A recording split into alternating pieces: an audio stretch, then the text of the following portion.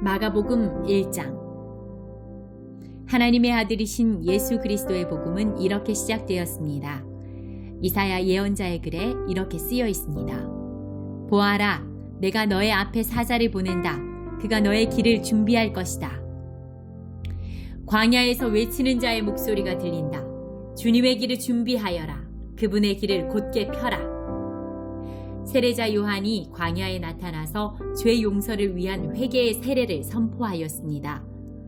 그래서 온 유대 지방 사람들과 예루살렘 사람들이 요한에게 나아갔습니다. 그들은 자신들이 지은 죄를 고백하고 요단강에서 요한에게 세례를 받았습니다.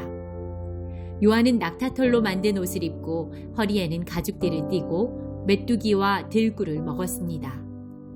요한은 사람들에게 이렇게 선포하였습니다. 나보다 더 강하신 분이 내 뒤에 오신다. 나는 그분 앞에 꿇어앉아 그분의 신발끈을 풀기에도 부족하다. 나는 너희에게 물로 세례를 주지만 그분은 너희에게 성령으로 세례를 베푸실 것이다. 그때 예수님께서 갈릴리에 있는 나사렛 마을에서 요단강으로 오셔서 요한에게 세례를 받으셨습니다. 예수님께서 물에서 나오실 때 하늘이 열리는 것을 보셨습니다. 그리고 성령님께서 비둘기처럼 자신에게 내려오는 것을 보셨습니다. 하늘에서 너는 내 사랑하는 아들이다. 내가 너로 말미암아 매우 기쁘다. 라고 말하는 소리가 들렸습니다. 곧 성령님께서는 예수님을 광야로 내보내셨습니다. 예수님께서는 40일 동안 광야에서 사탄에게 시험을 받으셨습니다. 그때 들짐승들과 함께 계셨는데 천사들이 와서 예수님을 돌보아 드렸습니다. 요한이 감옥에 갇힌 뒤 예수님께서는 갈릴리로 가셔서 하나님의 복음을 전하셨습니다. 예수님께서는 때가 되었다. 하나님 나라가 가까이 왔다. 회개하고 복음을 믿어라 하고 말씀하셨습니다. 예수님께서 갈릴리 호숫가를 지나가시다가 시몬과 그의 동생 안드레를 보셨습니다. 그들은 어부였는데 호수에 그물을 던지고 있었습니다. 예수님께서 나를 따르라. 내가 너희를 사람을 낚는 어부로 삼겠다 하고 말씀하셨습니다. 그러자 시몬과 안드레는 얼른 그물을 놔두고 예수님을 따랐습니다. 예수님께서 조금 더 가시다가 세베대의 아들 야고보와 그의 동생 요한을 보셨습니다. 그들은 배에서 그물을 깁고 있었습니다. 예수님께서 그들을 부르시자 그들은 아버지 세베대와 일꾼들을 배에 남겨두고 예수님을 따라 나섰습니다. 예수님과 제자들이 가버나움으로 가셨습니다. 안식일에 예수님께서 회당에 들어가셔서 가르치기 시작하셨습니다. 거기에 있는 사람들이 예수님의 가르침을 듣고 놀랐습니다. 그것은 율법학자들과는 달리 예수님께서는 권위 있는 분처럼 가르치셨기 때문입니다. 회당에 더러운 귀신이 들린 사람이 있었습니다. 그가 소리쳤습니다. 나사렛 예수야! 당신과 우리들이 무슨 상관이 있습니까? 우리를 없애려고 오셨습니까? 나는 당신이 누군지 압니다. 바로 하나님께서 보내신 거룩한 분입니다. 예수님께서 조용히 하고 그 사람에게서 나가거라 하시며 그를 꾸짖으셨습니다.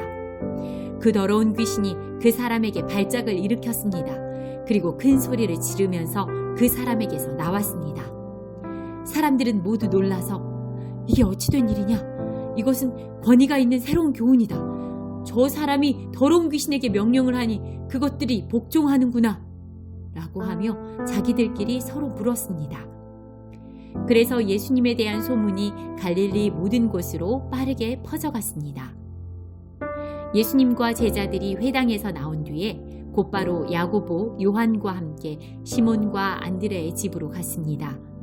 시몬의 장모가 열이 나서 누워 있었습니다. 사람들이 바로 이 사실을 예수님께 말씀드렸습니다. 예수님께서 시몬의 장로에게로 가서 손을 잡고 일으켜 세우셨습니다. 그러자 바로 열이 내렸습니다. 시몬의 장모는 예수님을 섬겼습니다. 그날 저녁 해가 지자 사람들이 모든 병든 사람과 귀신 들린 사람들을 예수님께 데리고 왔습니다. 온 마을 사람들이 문 앞에 모여들었습니다. 예수님께서는 온갖 환자들을 다 고쳐주셨습니다. 그리고 많은 귀신들을 내쫓으셨습니다. 예수님께서는 귀신들에게 아무런 말도 하지 못하도록 하셨습니다. 그것은 그들이 예수님이 누구신지 알고 있었기 때문입니다. 어둠이 채 가시지 않은 아침에 예수님께서 일어나셨습니다. 그리고 조용한 곳으로 가셔서 기도하셨습니다. 시몬과 그의 친구들이 예수님을 찾으러 왔습니다.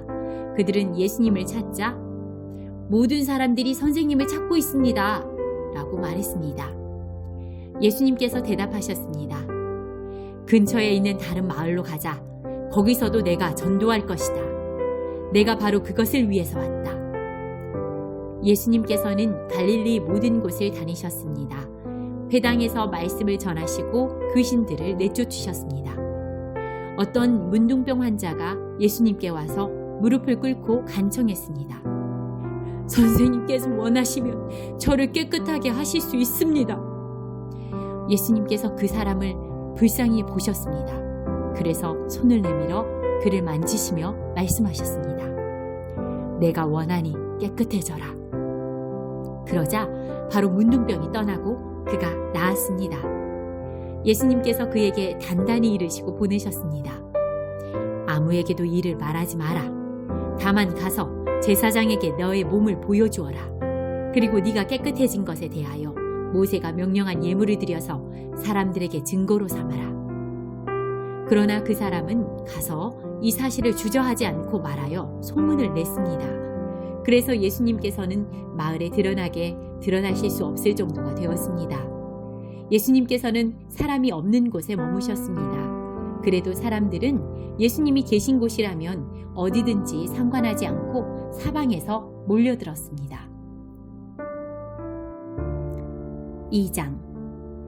며칠 뒤 예수님께서 가버나움으로 돌아오셨습니다.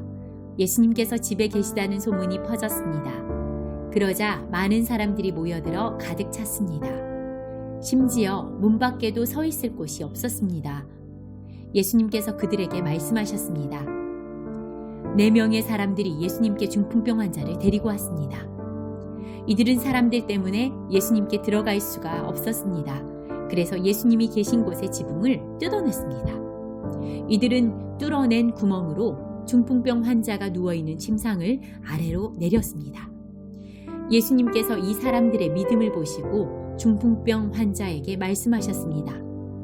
아들아, 내 죄가 용서되었다. 마침 거기에 율법학자 몇 명이 앉아 있었는데 마음속으로 생각했습니다. 어떻게 이 사람이 저런 말을 하는가? 하나님을 모독하고 있구나. 하나님 외에 누가 죄를 용서할 수 있다는 말인가? 예수님께서는 이 율법학자들이 속으로 생각하는 것을 곧 영으로 아셨습니다. 그래서 그들에게 말씀하셨습니다. 어째서 너희가 마음속으로 그런 생각을 하고 있느냐? 이 중풍병 환자에게 네 죄가 용서되었다 라고 말하는 것과 일어나서 침상을 가지고 걸어라 하고 말하는 것 중에 어느 것이 더 쉽겠느냐? 그러나 인자가 세상에서 죄를 용서할 수 있는 권세가 있다는 것을 너희에게 보여주려고 그랬다. 예수님께서 중풍병 환자에게 말씀하셨습니다. 내가 네게 명한다. 일어나 침상을 가지고 집으로 가거라. 중풍병자는 일어나 침상을 들고 모든 사람이 보는 앞에서 걸어 나갔습니다. 사람들이 놀라서 하나님께 찬송을 드렸으며 우리는 이와 같은 일을 본 적이 없다 라고 말하였습니다. 예수님께서 다시 호숫가로 가셨습니다. 많은 사람들이 예수님께 나아왔고 예수님께서는 그들을 가르치셨습니다. 예수님께서 호숫가를 걸으시다가 알페오의 아들 레위가 세관에 앉아있는 것을 보셨습니다. 예수님께서 그에게 말씀하셨습니다. 나를 따라오너라. 그러자 레위는 일어나서 예수님을 따랐습니다. 예수님께서 레위의 집에서 식사를 하고 계실 때였습니다. 여러 세리들과 죄인들이 예수님과 그 제자들과 함께 식사를 하고 있었습니다. 왜냐하면 이런 사람들이 예수님을 많이 따랐기 때문입니다. 바리새파 율법학자들이 예수님께서 세리들과 죄인들과 함께 식사하시는 것을 보고 제자들에게 물었습니다. 어째서 너희 선생님은 세리와 죄인들과 먹고 마시느냐? 예수님께서 이 말을 들으시고 그들에게 말씀하셨습니다. 건강한 사람에게는 의사가 필요 없고 병든 사람에게 의사가 필요한 것이다. 나는 의로운 사람을 부르러 온 것이 아니고 죄인들을 부르러 왔다. 요한의 제자들과 바리새파 사람들은 금식을 하였습니다. 사람들이 와서 말했습니다. 요한의 제자들과 바리새파 사람들의 제자들은 금식을 하는데 어째서 선생님의 제자들은 금식을 하지 않습니까? 예수님께서 대답하셨습니다. 신랑의 친구들이 신랑과 함께 있을 때 금식을 하지 않는다. 그렇지 않느냐? 신랑이 자기들과 함께 있는 한 그들은 금식하지 않는다. 그러나 신랑을 빼앗길 날이 올 것이고 그날에 금식을 하게 될 것이다. 그 누구도 낡은 옷에 새 천조각을 대고 깁지 않는다. 만일 그렇게 하면 새로 된 조각이 낡은 옷에 당겨 더욱 못 쓰게 될 것이다. 또한 그 누구도 낡은 술 부대에 새 술을 보관하지 않는다. 만일 그렇게 하면 술이 그 부대를 터뜨려 술과 함께 술 부대가 다 못 쓰게 될 것이다.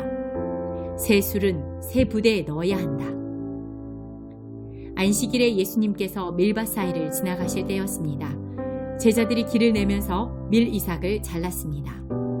바리새파 사람들이 예수님께 말했습니다. 보십시오. 어째서 선생님의 제자들은 안식일에 율법을 어깁니까? 예수님께서 대답하셨습니다. 다윗과 그 부하들이 배가 고파 먹을 것이 필요했을 때 다윗이 어떻게 했는지 읽어보지 않았느냐?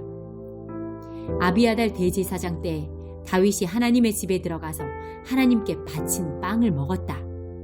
이것은 제사장 외에는 먹을 수 없는 것이었다. 그러나 다윗은 그 빵을 자기와 함께 있던 사람들에게 주기까지 했다. 예수님께서 바리새파 사람들에게 말씀하셨습니다.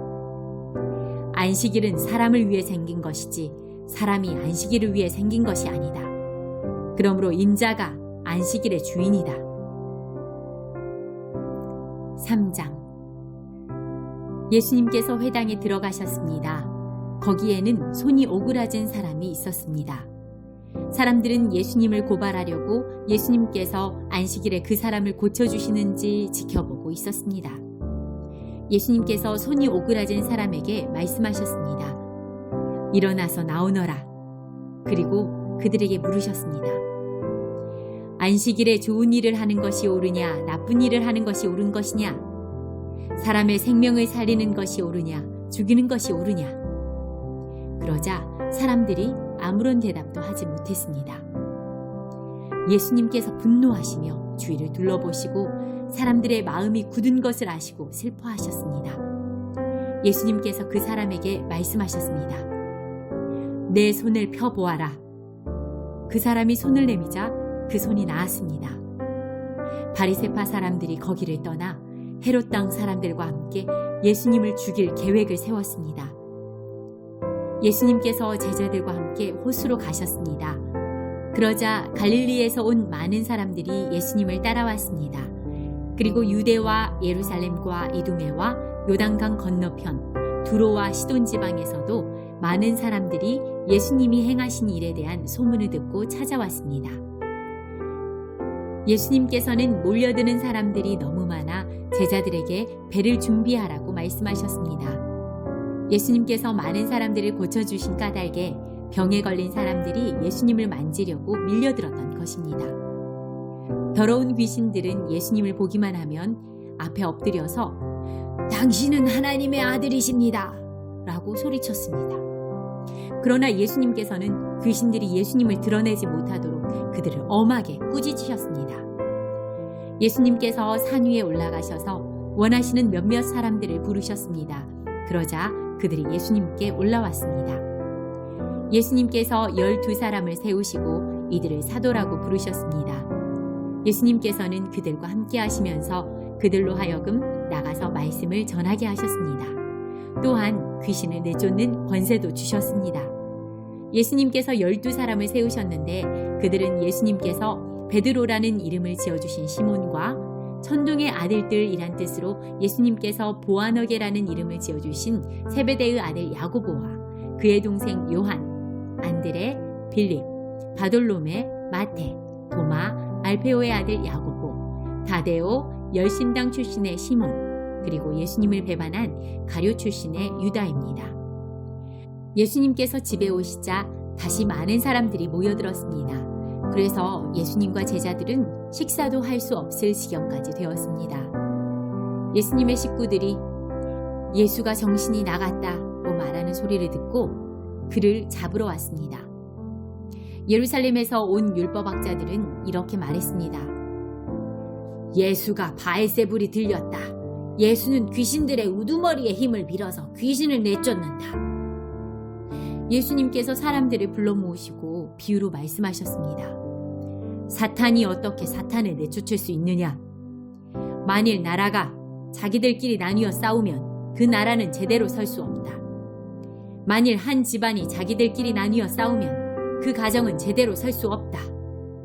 만일 사탄이 자기들끼리 나뉘어 싸우려고 일어나면 스스로 망할 것이다.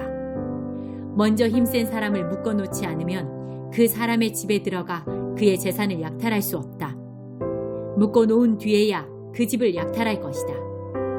내가 너희에게 진정으로 말하는데 사람들이 무슨 죄를 짓든지 어떤 비방을 하든지 그것은 모두 용서받을 수 있다. 그러나 성령님을 모독하는 죄는 결코 용서될 수 없다. 그것은 영원한 죄이다. 이 말씀을 하신 것은 율법학자들이 예수님께 더러운 귀신이 들렸다고 말했기 때문입니다. 예수님의 어머니와 형제들이 도착했습니다. 그들은 밖에 서서 사람을 보내 예수님을 불렀습니다. 사람들이 예수님 주위에 앉았다가 예수님께 말했습니다. 보십시오. 선생님의 어머니와 형제들이 밖에서 선생님을 찾고 있습니다. 예수님께서 대답하셨습니다. 누가 나의 어머니이고 누가 나의 형제냐? 주위에 앉아있는 사람들을 둘러보시며 말씀하셨습니다. 보아라, 내 어머니와 형제들이다. 누구든지 하나님의 뜻대로 행하는 사람이 나의 형제와 자매이며 또한 어머니이다. 4장. 예수님께서 다시 호숫가에서 가르치시기 시작하셨습니다. 수많은 사람들이 예수님 주위로 모여들어서 예수님께서는 호수에서 배에 올라타 앉으셨습니다. 사람들은 호수 주변에 있었습니다. 예수님께서 비유를 통해 많은 것을 사람들에게 가르치셨습니다. 가르치는 중에 예수님께서 말씀하셨습니다. 들어라. 한 농부가 씨를 뿌리러 나갔다. 농부가 씨를 뿌리는데 어떤 씨는 길가에 떨어졌다. 그러자 새들이 와서 씨를 모두 먹어버렸다. 어떤 씨는 흙이 거의 없는 돌무더기에 떨어져 곧 자랐으나 땅이 깊지 않았다. 해가 돋자 싹이 말랐고 뿌리가 없어서 시들어버렸다. 또 다른 씨는 가시덤불 속에 떨어졌다. 가시가 자라서 싹이 자라지 못하게 했기 때문에 싹은 열매를 맺지 못했다. 또 다른 씨는 좋은 땅에 떨어졌다. 싹이 나고 자라서 열매를 맺어 어떤 것은 30배, 어떤 것은 60배, 어떤 것은 100배의 열매를 맺었다. 예수님께서 들을 귀 있는 자는 들어라 하고 말씀하셨습니다. 예수님께서 혼자 계실 때 12 제자들과 예수님 주변에 있는 사람들이 이 비유에 대해 여쭈었습니다. 예수님께서 말씀하셨습니다. 너희에게는 하나님 나라의 비밀을 알 수 있게 하였지만 밖에 있는 사람들에게는 모든 것이 비유로 주어진다. 이는 그들이 보기는 보아도 알지 못하고 듣기는 들어도 깨닫지 못하게 하여 돌이켜 용서받지 못하게 하기 위함이다. 예수님께서 사람들에게 말씀하셨습니다. 너희가 이 비유를 이해하지 못하느냐? 그렇다면 어떻게 다른 모든 비유를 이해하겠느냐? 농부는 말씀을 뿌린다. 길가에 말씀이 떨어졌다는 것은 하나님의 말씀을 들었으나 곧 사탄이 와서 그 뿌려진 말씀을 빼앗는 사람을 말한다. 돌무더기에 씨가 떨어졌다는 것은 말씀을 들을 때 기쁨으로 즉시 받아들이지만 속에 뿌리가 없어 오래가지 못하고 말씀 때문에 환난이나 박해가 일어나면 곧 넘어지는 사람이다. 가시덤불에 씨가 떨어졌다는 것은 말씀을 듣지만 세상의 염려와 재물에 대한 유혹과 그 밖에 여러 가지 욕심이 말씀을 가로막아서 열매를 맺지 못하는 사람이다. 좋은 땅에 씨가 떨어졌다는 것은 말씀을 듣고 받아들여 30배, 60배, 100배의 열매를 맺는 사람이다. 예수님께서 그들에게 말씀하셨습니다. 등불을 침대 아래나 갯방 밑에 두겠느냐? 등잔대 위에 두지 않겠느냐? 숨긴 것은 나타나고 비밀은 드러나게 마련이다. 들을 귀 있는 사람은 들어라. 예수님께서 그들에게 말씀하셨습니다. 너희가 듣는 것을 마음에 새겨라. 너희가 다른 사람에게 주는 만큼 너희가 받을 것이며 그 외에도 더 주실 것이다. 가진 사람은 더 받을 것이고 가지지 못한 사람은 가진 것마저도 빼앗길 것이다. 예수님께서 말씀하셨습니다. 하나님 나라는 밭에 씨를 뿌리는 농부와 같다. 밤낮으로 자고 일어나는 동안 씨가 싹이 나고 자란다. 사람은 그것이 어떻게 자라는지를 알지 못한다. 땅은 저절로 열매를 맺게 한다. 먼저 싹이 나고 다음에는 이삭이 나오고 마침내 나달이 여문다. 곡식이 익으면 농부가 와서 낫으로 그것을 거두어 들인다. 그것은 추수 때가 되었기 때문이다. 예수님께서 말씀하셨습니다. 하나님 나라를 무엇에 빗댈 수 있을까? 무슨 비유로 설명을 할까? 하나님 나라는 겨자씨와 같다. 겨자씨를 밭에 심을 때에 밭에 심는 씨앗 중에서 가장 적다.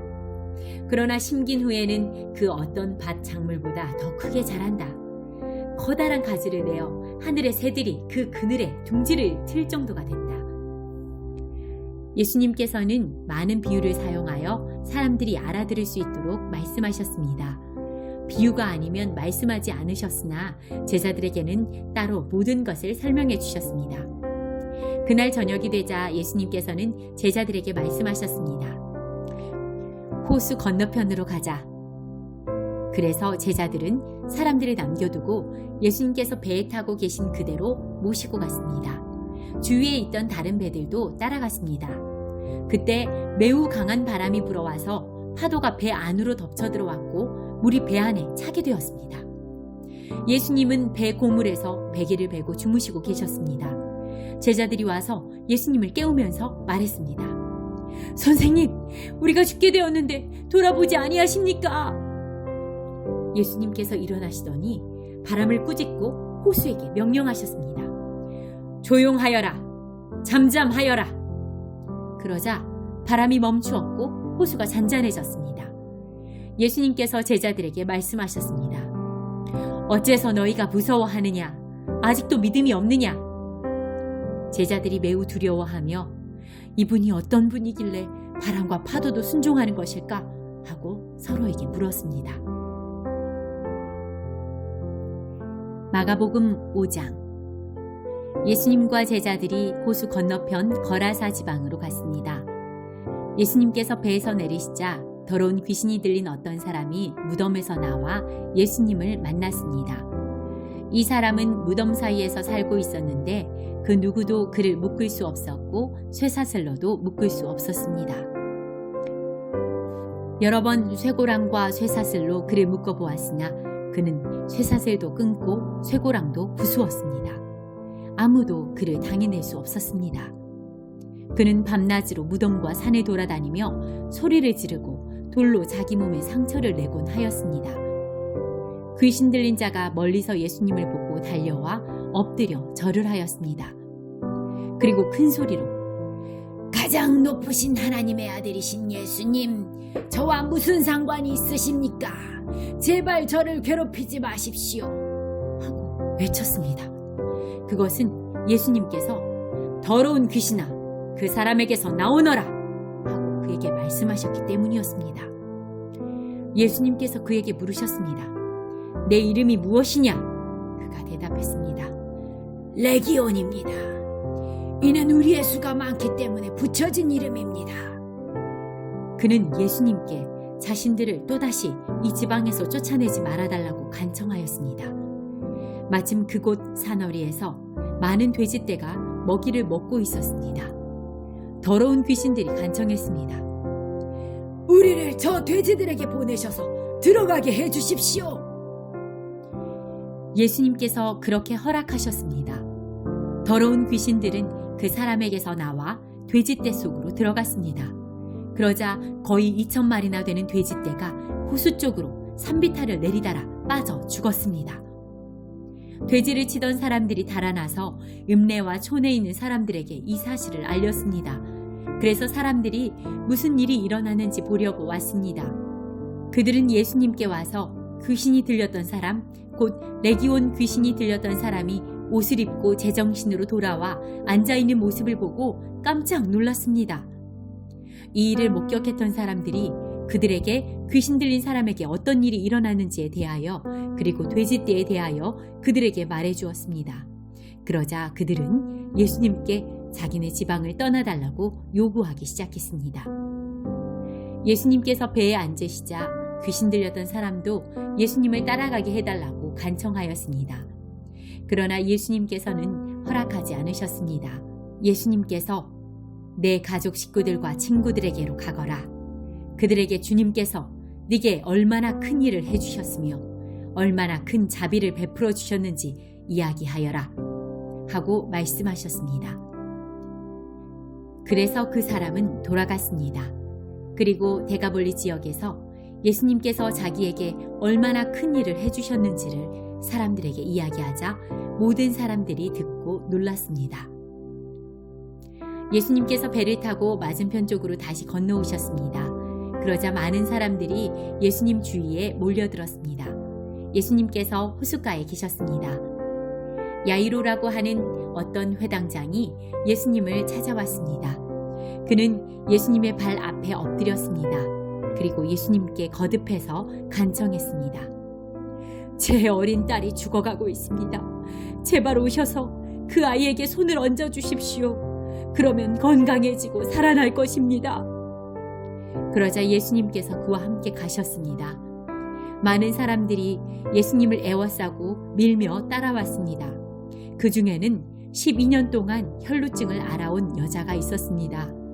그는 여러 의사에게 보이면서 고생을 했습니다. 그러나 가진 돈만 다 써버리고 효과는 없었습니다. 오히려 병이 더 심해져 갈 뿐이었습니다. 그러던 중 예수님에 대한 소문을 듣고 사람들 틈에 끼어 예수님을 따라가다가 예수님의 옷에 손을 대었습니다. 그 여자는 옷에 손을 대기만 하여도 내가 나을 거야 하고 생각하였습니다. 그 즉시 피가 흐르는 것이 멈췄습니다. 그녀는 자신의 병이 나은 것을 몸으로 느꼈습니다. 바로 그때 예수님께서 자신에게서 능력이 나가는 것을 느끼셨습니다. 그래서 돌아서서 물으셨습니다. 누가 내 옷을 만졌느냐? 제자들이 말했습니다. 사람들이 애워싸고 밀치고 있는데 누가 손을 대었다고 말씀하십니까? 그러나 예수님께서는 손을 댄 여자를 찾으려고 둘러보셨습니다. 여자는 자기에게 일어난 일을 알고서 두려워 떨었습니다. 여자는 예수님의 발 앞에 엎드려 절하며 모든 사실을 말씀드렸습니다. 예수님께서 여자에게 나라, 내 믿음이 너를 낫게 하였다. 안심하고 가거라. 그리고 건강하게 지내라. 하고 말씀하셨습니다. 예수님께서 계속 말씀하고 계실 때 회당장의 집에서 사람이 와 회당장에게 말했습니다. 따님이 죽었습니다. 왜 예수님을 계속 번거롭게 하십니까? 그러나 예수님께서는 이 말을 무시하고 회당장에게 두려워 말고 믿기만 하여라 하고 말씀하셨습니다. 예수님께서는 베드로와 야고보 그리고 야고보의 동생 요한 외에는 아무도 따라오지 못하도록 하셨습니다.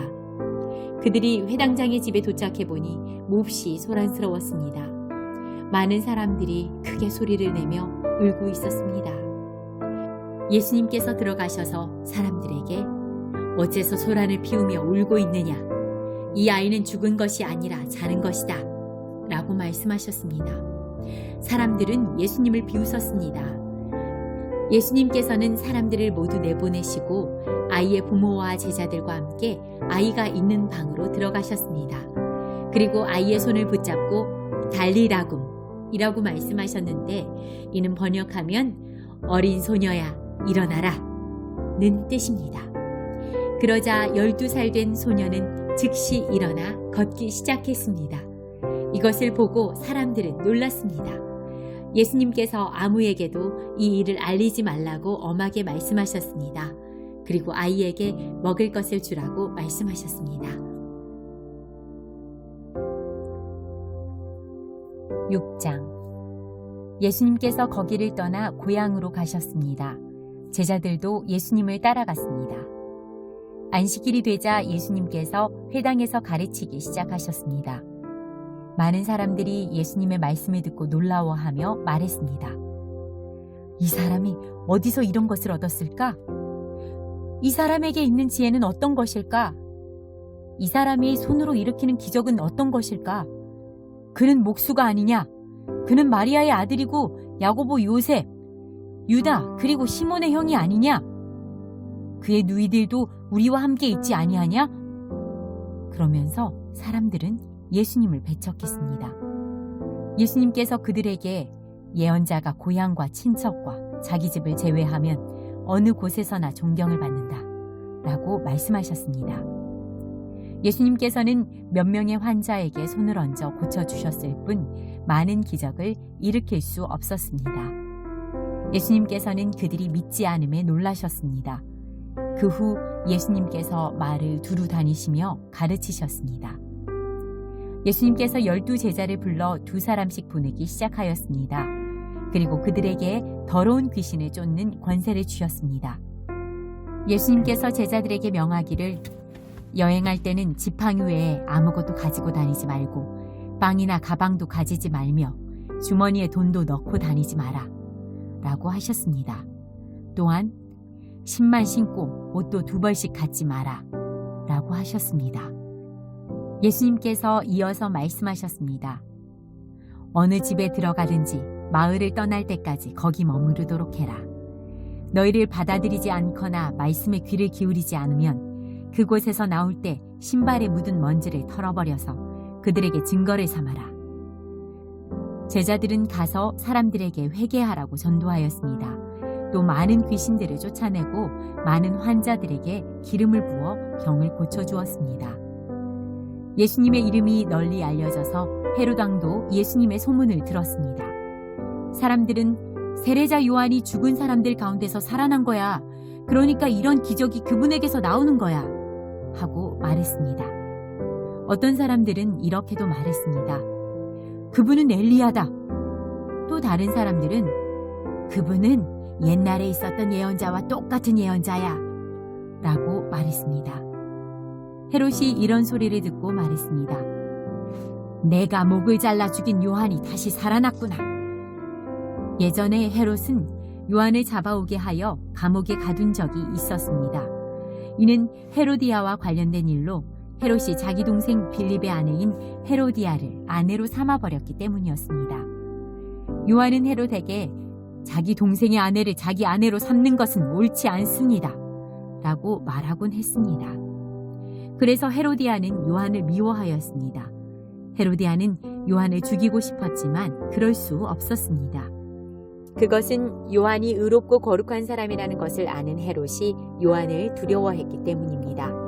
그래서 요한을 살려두었습니다. 요한의 말이 듣기엔 괴로웠지만 그의 말을 즐겨 들었습니다. 그런데 요한을 죽일 수 있는 좋은 기회가 왔습니다. 자기 생일에 헤롯은 고관들과 천부장들, 갈릴리의 귀빈들을 초청해서 잔치를 베풀었습니다. 헤로디아의 딸이 춤을 춰서 헤롯과 잔치에 참여한 손님들을 즐겁게 해주었습니다. 그래서 헤롯 왕이 소녀에게 말했습니다. 내가 원하는 것을 말해라. 그러면 그것을 선물로 주겠다.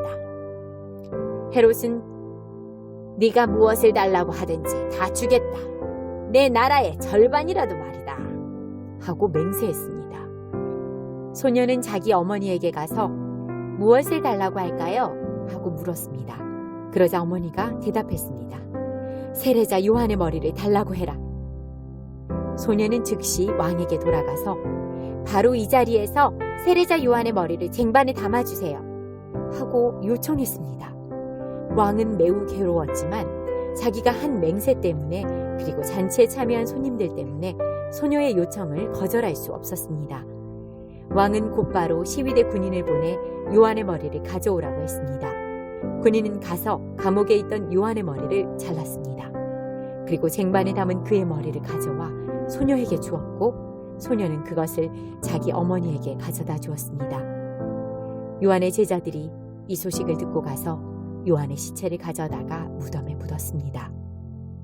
사도들이 예수님께로 돌아왔습니다. 그리고 자신들이 했던 일과 가르쳤던 것을 모두 예수님께 말씀드렸습니다. 예수님께서 말씀하셨습니다. 외딴 곳으로 따로 가서 잠시 쉬도록 하라. 이렇게 말씀하신 것은 오고 가는 사람들이 너무 많아 예수님과 사도들이 식사할 시간조차 없었기 때문입니다. 그래서 그들은 외딴 곳으로 배를 타고 갔습니다. 그러나 떠나는 모습을 보고 사람들이 그들인 줄 알아챘습니다. 그래서 사람들은 여러 성읍에서 길을 따라 함께 달려가서 그들보다 먼저 그곳에 이르렀습니다. 예수님께서 배에서 내리시면서 많은 사람들을 보셨습니다. 예수님께서는 그들을 불쌍히 여기셨는데 그것은 그들이 마치 목자 없는 양과 같았기 때문입니다. 예수님께서는 그들에게 많은 것을 가르쳐 주셨습니다. 이미 날이 저물었습니다. 제자들이 예수님께 와서 말했습니다. 이곳은 빈들이고 시간도 너무 늦었습니다. 그러니 사람들을 보내어 근처에 있는 농가나 마을에 가서 먹을 것을 사 먹게 하는 것이 좋겠습니다. 그러나 예수님께서 대답하셨습니다. 너희가 먹을 것을 주어라. 그들이 예수님께 말했습니다. 그러면 우리가 가서 200데나리온 어치의 빵을 사서 먹이라는 말씀입니까? 예수님께서 그들에게 물으셨습니다. 너희가 가진 빵이 얼마나 되는지 가서 알아보아라. 그들이 알아보고 나서 말했습니다. 빵 5개와 생선 2마리가 있습니다. 예수님께서 사람들에게 무리를 지어서 풀밭에 앉으라고 하셨습니다. 사람들은 100명 혹은 50명씩 떼를 지어 앉았습니다.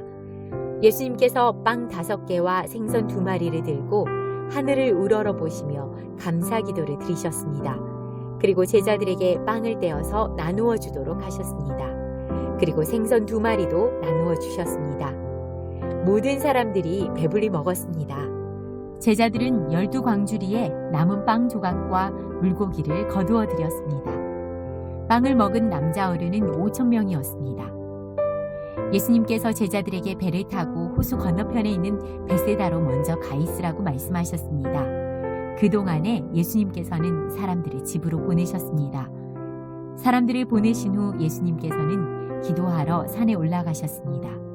밤이 되었는데 배는 여전히 호수 위에 있었고 예수님께서는 홀로 못해 계셨습니다. 바람이 불어와 제자들이 노를 젓느라고 애를 쓰고 있었습니다. 이 모습을 보시고 예수님께서 새벽 3시에서 6시 사이에 호수 위를 걸어오셨습니다. 그리고 제자들을 지나쳐 가시려고 하셨습니다. 제자들이 예수님께서 호수 위를 걸으시는 것을 보고 유령이라고 생각하여 비명을 질렀습니다.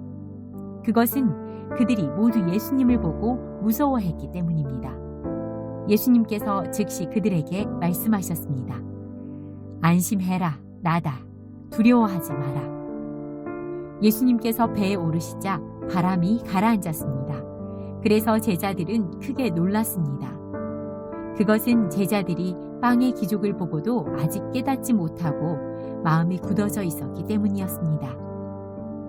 예수님과 제자들이 호수를 건너 게네사렛이란 곳에 도착하였습니다. 그리고 거기서 닻을 내렸습니다. 그들이 배에서 내리자 사람들이 예수님을 즉시 알아보았습니다. 사람들은 온 마을을 다니면서 예수님께서 계시는 곳마다 환자들을 침상에 눕혀 데려오기 시작하였습니다. 예수님께서 마을이든 읍내이든 농촌이든 어디에 가시든지 사람들은 병자들을 시장에 데려다 놓고 예수님의 옷깃이라도 만질 수 있도록 간청했습니다. 예수님을 만진 사람들은 모두 병이 나았습니다. 7장 바리새파 사람들과 예루살렘에서 온 몇몇 율법학자들이 예수님께 왔습니다. 이들은 예수님의 제자들 가운데 몇 명이 더러운 손으로, 즉 씻지도 않은 손으로 빵을 먹는 것을 보았습니다. 바리새파 사람들과 모든 유대인들은 손을 씻기 전에는 결코 음식을 먹지 않습니다. 이것은 장로들의 전통을 지키는 것입니다. 시장에서 돌아오면 자신들의 몸을 깨끗하게 씻지 않고서는 음식을 먹지 않았습니다. 이 외에도 여러 가지 지켜야 할 일들이 많았는데 컵이나 주전자, 냄비 그릇, 그리고 침대를 씻는 것이었습니다. 바리새파 사람들과 율법학자들이 예수님께 말했습니다. 어째서 선생님의 제자들은 장로들의 전통을 지키지 않고 더러운 손으로 음식을 먹습니까? 예수님께서 대답하셨습니다. 이사야가 너희와 같은 위선자들에 대하여 쓴 것이 옳구나. 이 백성들이 입술로는 나를 공경하나 마음은 내게서 멀구나. 헛되이 내게 예배를 드리고 사람의 훈계를 교리인 양 가르친다. 너희는 하나님의 계명은 무시하고 사람의 전통만 지키는구나. 예수님께서 그들에게 말씀하셨습니다. 너희는 너희의 전통을 지키려고 하나님의 명령을 그럴듯하게 무시하는구나. 모세는 너의 아버지와 어머니를 공경하여라. 아버지나 어머니를 욕하는 사람은 반드시 죽으리라고 하였다. 그러나 너희는 아버지나 어머니에게 드리려던 것이 고르반, 즉 하나님께 드리는 예물이 되었다고 하면 그만이라고 한다. 그래서 자기 아버지나 어머니에게 아무것도 드리지 못하게 한다. 그러므로 너희는 너희들의 전통으로 하나님의 말씀을 깨뜨리고 있다. 너희는 이와 같은 일을 많이 하고 있다. 예수님께서 사람들을 다시 불러서 말씀하셨습니다. 너희 모두 내 말을 듣고 깨달아라. 무엇이든지 사람 밖에서 몸속으로 들어가 사람을 더럽힌 것은 아무것도 없다. 사람에게서 나오는 것이 사람을 더럽힌다. 예수님께서 사람들과 헤어져 집에 들어오시자 제자들이 비유에 대해서 물었습니다. 예수님께서 말씀하셨습니다. 너희는 아직도 깨닫지 못하겠느냐? 바깥에서 사람 속으로 들어가는 것이 사람을 더럽히지 못한다는 것을 깨닫지 못하느냐? 그것은 사람의 마음속에 들어가는 것이 아니라 배로 들어가서 뒤로 나간다. 그러므로 예수님께서는 모든 음식이 깨끗하다고 선언하셨습니다. 예수님께서 말씀하셨습니다. 사람에게서 나오는 것, 바로 그것이 사람을 더럽히는 것이다. 속에서부터, 즉 사람의 마음으로부터 악한 생각, 음란, 도둑질, 살인, 간음, 탐욕, 악의가 나오며 속임수, 방탕, 질투, 욕짓거리, 교만, 어리석음이 나온다. 이 모든 악한 것들은 사람의 속에서 나와 사람을 더럽힌다. 예수님께서 그곳을 떠나 두로 지방으로 가셨습니다. 예수님께서 어느 집에 들어가셨습니다. 그리고 이 사실을 아무에게도 알리지 않으려고 하셨습니다. 그러나 숨어 계실 수는 없었습니다. 예수님의 소문을 듣고 어떤 여자가 얼른 예수님께 와서 무릎을 꿇었습니다. 그녀에게는 더러운 귀신이 들린 딸이 있었습니다. 그녀는 그리스 사람으로 수로보니게 사람이었습니다. 그녀는 예수님께 자기의 딸에게서 귀신을 쫓아달라고 간청했습니다. 예수님께서 그 여자에게 말씀하셨습니다. 자녀들을 먼저 먹여야 한다. 자녀들의 빵을 빼앗아서 개에게 던지는 것은 옳지 않다. 그 여자가 대답했습니다. 주님, 옳습니다. 그러나 상 아래에 있는 개들도 그 아이들이 흘리는 부스러기는 얻어먹습니다. 그러자 예수님께서 말씀하셨습니다. 네가 그렇게 말하니 돌아가거라. 귀신이 너의 딸에게서 떠났다. 그 여자가 집에 돌아가서 침대에 누워있는 딸을 보니 귀신은 이미 나가버린 후였습니다. 다시 예수님께서는 두로 지방을 떠나 시돈을 거쳐 데가볼리 지방에 있는 갈릴리의 호수로 가셨습니다. 사람들이 예수님께 듣지 못하고 말도 못하는 사람을 데리고 와서는 그에게 손을 얹어 달라고 간청하였습니다. 예수님께서 그 사람을 데리고 사람들로부터 떨어진 곳으로 데리고 가셨습니다. 그리고 손가락을 그 사람의 귀에 넣으신 뒤에 손에 침을 뱉어 그의 혀를 만지셨습니다. 그리고 하늘을 우러러 보시며 깊은 숨을 쉬셨습니다. 그런 다음 그 사람에게 에바다 라고 말씀하셨는데 이는 열려라 라는 뜻입니다. 그러자 그의 귀가 열리고 혀가 풀려 말을 분명하게 하게 되었습니다. 예수님께서는 사람들에게 아무에게도 이 일을 말하지 말라고 명령하셨습니다. 그러나 예수님께서 하지 말라고 하시면 할수록 사람들은 더욱 널리 소문을 퍼뜨렸습니다. 그들은 정말로 놀라워하며 예수님께서 하시는 것은 모두 훌륭해. 듣지 못하는 사람을 듣게 하고 말 못하는 사람도 말을 하게 해주셔. 라고 말했습니다. 8장. 또다시 많은 사람들이 있을 때 먹을 것이 없었습니다. 예수님께서 제자들을 불러 말씀하셨습니다. 이 많은 사람들이 나와 함께 3일 동안이나 있었는데 이제 먹을 것이 없어 안타깝다.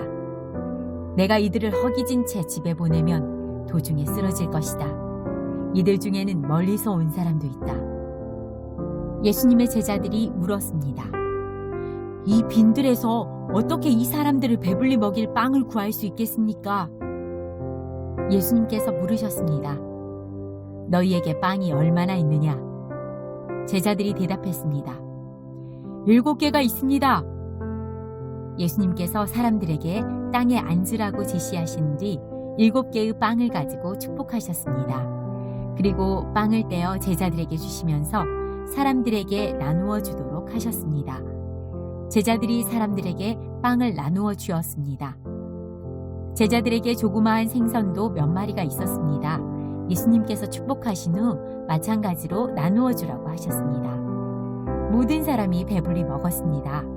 그리고 먹고 남은 빵 조각을 7개의 커다란 광주리에 모았습니다. 그곳에는 약 4,000명 정도의 사람들이 있었습니다. 예수님께서 그들을 집으로 흩어 보내셨습니다. 그리고 즉시 예수님께서 제자들과 배를 타시고 달마누다 지방으로 가셨습니다. 바리새파 사람들이 예수님께 와서 시비를 걸기 시작하였습니다.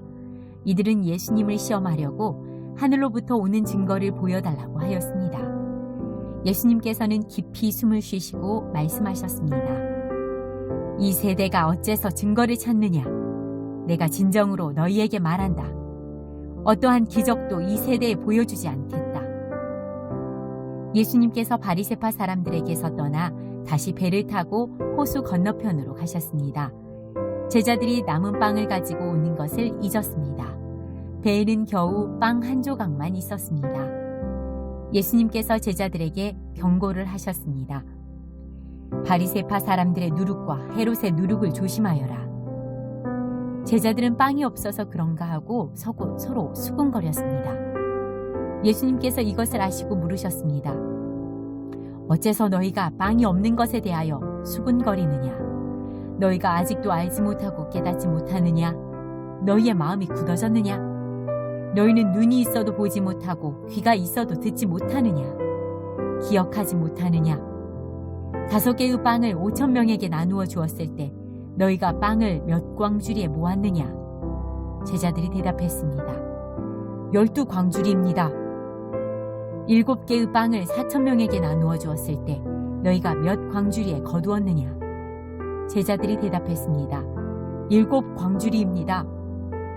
예수님께서 아직도 깨닫지 못하느냐? 하고 그들에게 물으셨습니다. 예수님과 제자들이 베세다로 갔습니다. 거기서 사람들이 예수님께 보지 못하는 사람을 데리고 와서 손을 대어 주시기를 간청하였습니다. 예수님께서 그 사람의 손을 붙잡고 마을 밖으로 데리고 가셨습니다. 그리고 그 사람의 눈에 침을 뱉으셨습니다. 그리고 손을 그 사람에게 얹고 물으셨습니다. 무엇이 보이느냐? 그러자 그 사람의 눈이 떠졌습니다. 그가 말했습니다. 사람이 보입니다. 마치 나무가 걸어다닌 것 같습니다. 다시 예수님께서 손을 그 사람의 눈에 얹으셨습니다. 그 사람이 쳐다보려고 하였습니다. 그의 시력은 회복되어 모든 것을 분명하게 볼 수 있게 되었습니다. 예수님께서 그를 집으로 보내시며 마을로 들어가지 말라고 말씀하셨습니다. 예수님께서 제자들과 함께 가이사랴 빌립보에 있는 마을로 가셨습니다. 가시는 도중에 예수님께서 제자들에게 물으셨습니다. 사람들은 나를 누구라고 하느냐? 제자들이 대답했습니다. 세례자 요한이라고 합니다. 어떤 사람은 엘리야라고도 합니다.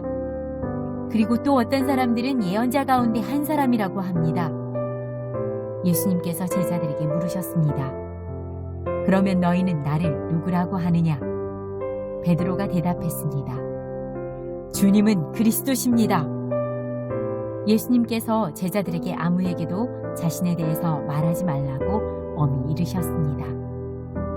예수님께서 인자가 많은 고통을 받고 장로들과 대제사장과 율법학자들에게 배척을 당하며 죽임을 당하고 3일 뒤에 다시 살아날 것을 제자들에게 가르치셨습니다.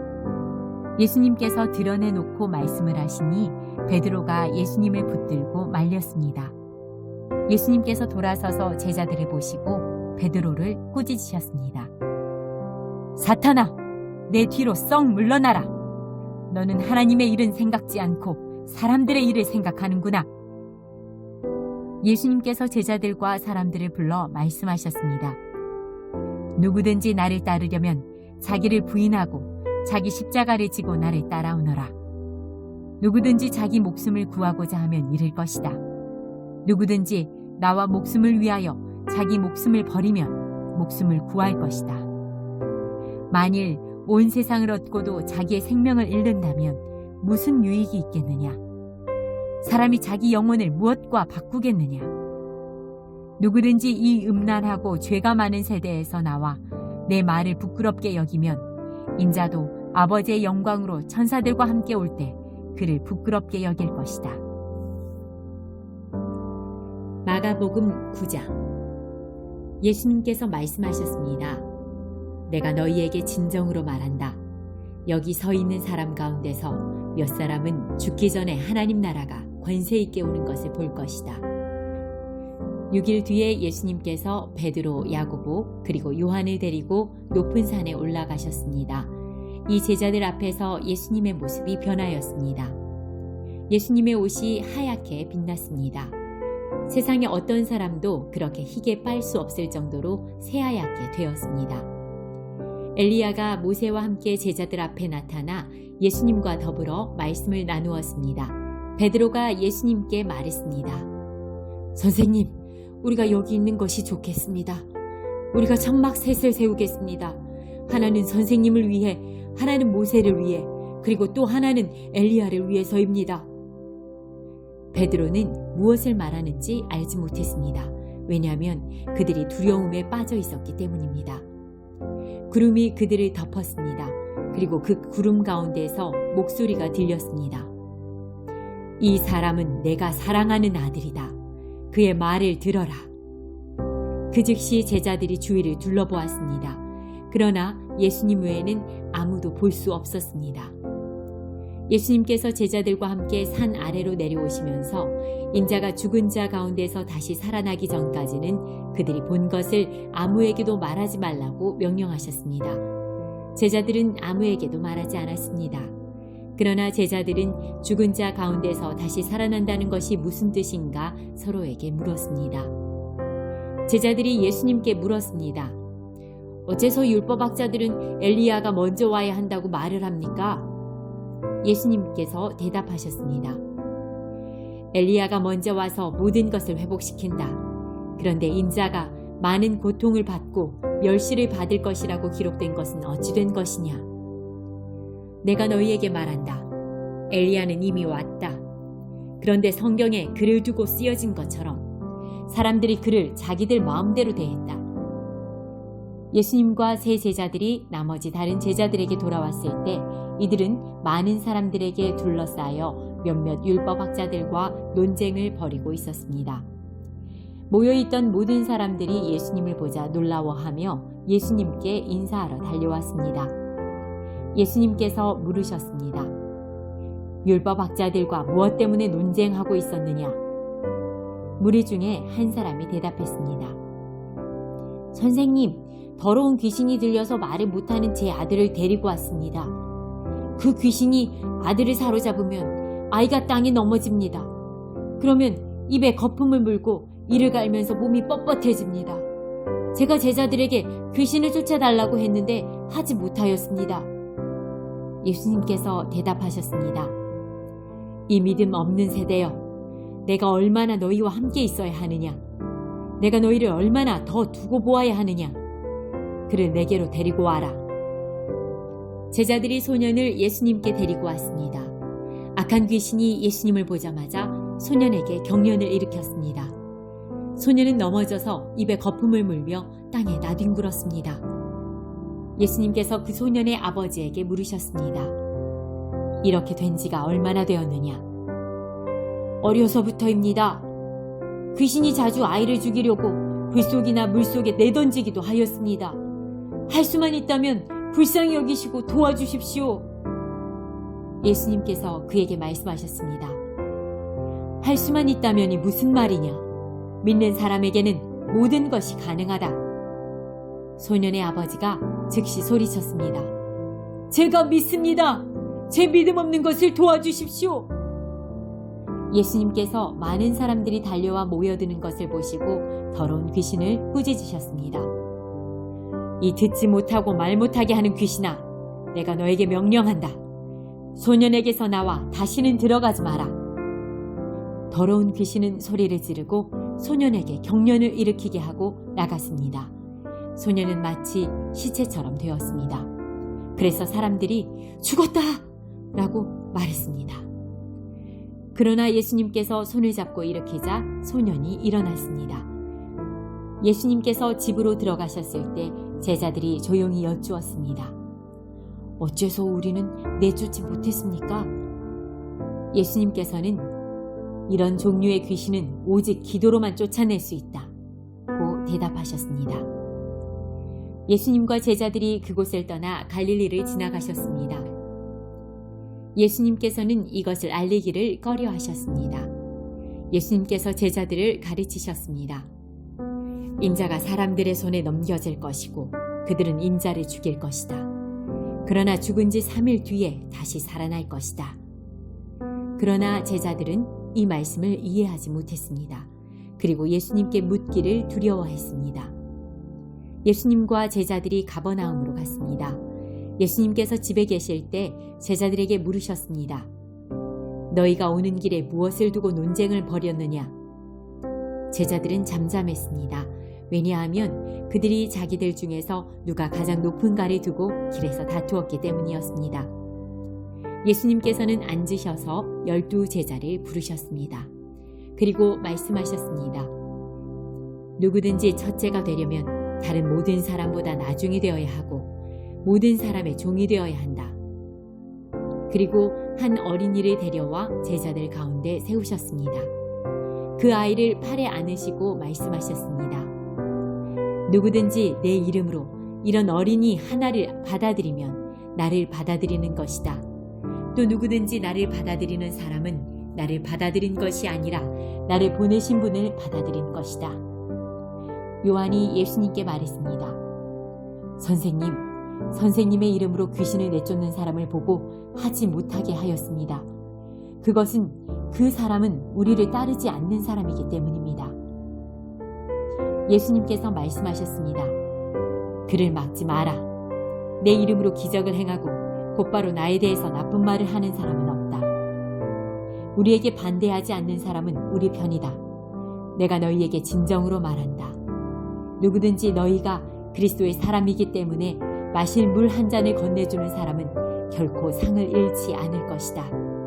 또 나를 믿는 어린아이들 가운데 하나를 죄짓게 하는 사람은 차라리 커다란 연자 맷돌을 목에 걸고 바다에 빠지는 것이 더 낫다. 만일 너의 손이 죄짓게 한다면 그것을 잘라버려라. 두 손을 가지고 지옥에 꺼지지 않는 불 속으로 던져지는 것보다 장애인으로 영원한 생명을 누리는 곳에 들어가는 것이 훨씬 낫다. 만일 너의 발이 죄짓게 한다면 그것을 잘라버려라. 두 발을 가지고 지옥에 던져지는 것보다 저는 발로 하늘나라에 들어가는 것이 더 낫다. 만일 너의 눈이 죄짓게 한다면 그것을 뽑아버려라. 두 눈을 가지고 지옥에 던져지는 것보다 한 눈만 가지고 하나님 나라에 들어가는 것이 더 낫다. 지옥에서는 벌레도 죽지 않으며 불이 꺼지지도 않는다. 모든 사람이 소금 절이듯 불로 절여질 것이다. 소금은 좋은 것이다. 그러나 만일 소금이 짠맛을 잃으면 무엇으로 다시 짜게 하겠느냐? 서로가 소금을 지니고 화목하게 지내라. 10장. 예수님께서는 그곳을 떠나 유대 지방으로 가셨습니다. 다시 많은 사람들이 예수님께로 몰려들었습니다. 다른 때와 마찬가지로 예수님께서 그들을 가르치셨습니다. 몇몇 바리새파 사람들이 예수님께 와서 예수님을 시험하려고 물었습니다. 사람이 아내와 이혼하는 것이 옳습니까? 예수님께서 대답하셨습니다. 모세가 너희에게 어떻게 명령하였느냐? 그들이 말했습니다. 모세는 남자가 이혼 증서를 써준 다음에 여자를 보내라고 허락하였습니다. 예수님께서 말씀하셨습니다. 너희의 마음이 굳어 있어서 모세가 이런 명령을 썼다. 그러나 하나님께서 세상을 만드실 때부터 남자와 여자를 만드셨다. 그러므로 남자가 자기 아버지와 어머니를 떠나 아내와 더불어 둘이 한 몸이 될 것이다. 따라서 더 이상 둘이 아니라 한 몸이다. 그러므로 하나님께서 하나로 만드신 것을 사람이 가르지 마라. 제자들이 집에서 예수님께 이혼에 대해 다시 물었습니다. 예수님께서 대답하셨습니다. 자기 아내를 버리고 다른 여자와 결혼하는 사람은 간음죄를 짓는 것이다. 자기의 남편을 버리고 다른 남자와 결혼하는 여자 또한 간음죄를 짓는 것이다. 사람들이 자기의 아이들을 데리고 예수님께 와서 어루만져 주시기를 원했습니다. 그러나 제자들이 이들을 꾸짖었습니다. 예수님께서 이것을 보시고 노하시며 제자들에게 말씀하셨습니다. 어린이들을 내게로 오게 놔두어라. 그들을 막지 마라. 하나님 나라는 이런 어린이와 같은 사람들의 것이다. 내가 너희에게 진정으로 말한다. 어린이처럼 하나님 나라를 받아들이지 않는 사람은 결코 그곳에 들어가지 못할 것이다. 그리고 예수님께서 어린이들을 팔에 안으시고 손을 얹어 축복하셨습니다. 예수님께서 길을 떠나시려고 할 때 한 사람이 달려와서 예수님 앞에 무릎을 꿇었습니다. 그리고 여쭈었습니다. 선하신 선생님, 영원한 생명을 상속받으려면 무엇을 해야 합니까? 예수님께서 대답하셨습니다. 왜 나를 선하다고 하느냐? 오직 하나님 외에는 아무도 선하지 않다. 네가 계명을 안다. 살인하지 마라, 간음하지 마라, 도둑질하지 마라, 거짓 증거를 대지 마라, 속이지 마라, 너의 부모를 공경하여라. 그 사람이 말했습니다. 선생님, 저는 어려서부터 이 모든 계명들을 다 지켰습니다. 예수님께서 그 사람을 보시고 사랑스럽게 여기셨습니다. 그리고 말씀하셨습니다. 네게 부족한 것 하나가 있다. 가서 네가 가진 것을 모두 팔아 가난한 사람들에게 주어라. 그러면 하늘에서 보화가 있을 것이다. 그리고 와서 나를 따라라. 이 말씀을 듣고 그 사람은 매우 슬퍼하며 떠나갔습니다. 그것은 그 사람이 많은 재물을 가지고 있었기 때문입니다. 예수님께서 제자들을 보시며 말씀하셨습니다. 부유한 사람이 하나님 나라에 들어가는 것이 얼마나 어려운가. 제자들은 예수님의 말씀에 놀랐습니다. 예수님께서 다시 말씀하셨습니다. 얘들아, 하나님 나라에 들어가는 것이 얼마나 어려운지 부자가 하나님 나라에 들어가는 것보다 낙타가 바늘귀를 지나가는 것이 더 쉬울 것이다. 제자들은 더욱더 놀라며 서로 말하였습니다. 그러면 과연 누가 구원받을 수 있을까? 예수님께서 제자들을 바라보시며 말씀하셨습니다. 사람은 할 수 없으나 하나님께서는 할 수 있다. 하나님께는 모든 것이 가능하다. 베드로가 예수님께 말했습니다. 보십시오. 우리는 선생님을 따르려고 모든 것을 버렸습니다. 예수님께서 말씀하셨습니다. 내가 너희에게 진정으로 말한다. 나와 복음을 위해 자기 집과 형제, 자매, 어머니, 아버지, 자식 또는 밭을 버린 사람은 이 세상에서 핍박과 함께 집, 형제, 자매, 어머니, 자녀 그리고 밭을 100배로 받을 것이다. 그리고 오는 세대에서는 영원한 생명을 얻을 것이다. 첫째가 꼴찌가 되고 꼴찌가 첫째가 되는 사람이 많을 것이다. 예루살렘으로 올라가는 길에 예수님께서 사람들보다 먼저 걸어가셨습니다. 제자들이 놀랐고 뒤따르던 사람들도 두려워했습니다. 예수님께서 12제자를 따로 부르셔서 어떤 일이 예수님께 일어날지 말씀하시기 시작하셨습니다. 보아라, 우리는 지금 예루살렘으로 간다. 인자가 대제사장과 율법학자들에게 넘겨질 것이다. 그들은 인자에게 사형을 선고하고 이방 사람들에게 넘겨줄 것이다. 이방 사람들은 인자를 조롱하고 침을 뱉고 채찍으로 때리고 죽일 것이다. 그러나 인자는 3일 뒤에 다시 살아날 것이다. 세베대의 두 아들인 야고보와 요한이 예수님께 와서 말했습니다.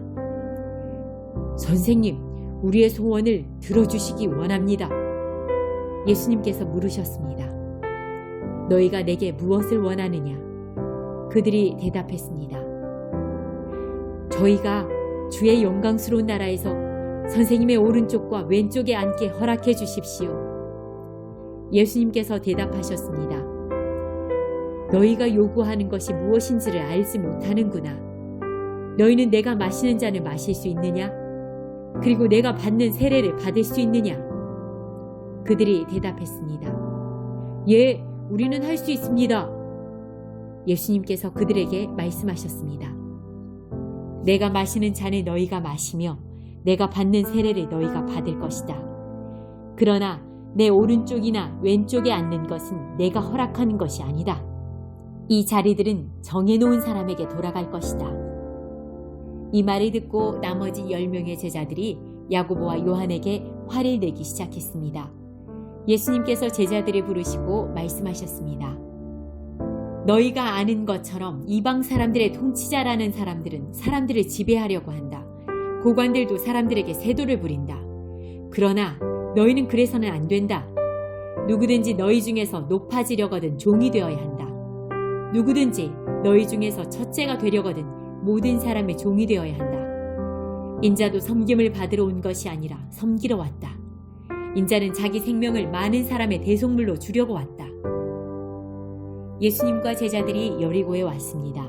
예수님께서 제자들과 많은 사람들과 함께 여리고를 떠나실 때 디메오의 아들인 바디메오라고 하는 앞을 보지 못하는 거지가 길가에 앉아 있었습니다. 나사렛 예수님이라는 소리를 듣고 그는 소리 지르기 시작했습니다. 다윗의 자손 예수님, 제게 자비를 베풀어 주십시오. 많은 사람들이 그에게 조용히 하라고 엄하게 말했습니다. 그러나 그는 더욱 더 크게 소리쳤습니다. 다윗의 자손이시여, 제게 자비를 베풀어 주십시오. 예수님께서 멈추셔서 말씀하셨습니다.